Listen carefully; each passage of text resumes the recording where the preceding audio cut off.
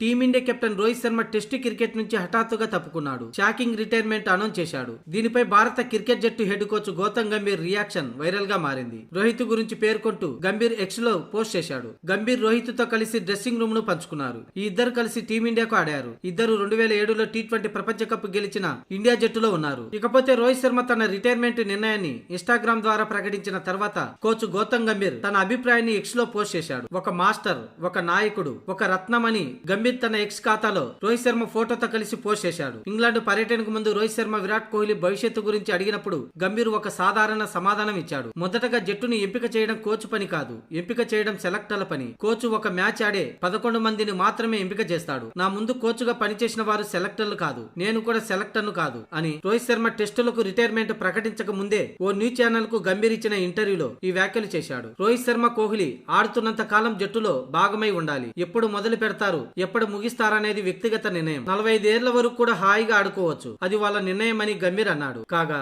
June 20 నుంచి 5 టెస్టుల series కోసం ఇంగ్లాండ్ లో టీమిండియా పర్యటించనుంది. ఇక రోహిత్ శర్మ 67 టెస్టుల్లో 40.57 సగటుతో 4301 పరుగులు చేశాడు. ఇందులో 12 సెంచరీలు ఉన్నాయి. అయితే రోహిత్ శర్మ తాను వన్డే ఫార్మాట్ లో ఆడతానని టెస్టు రిటైర్మెంట్ అనౌన్స్ సమయంలో చెప్పాడు.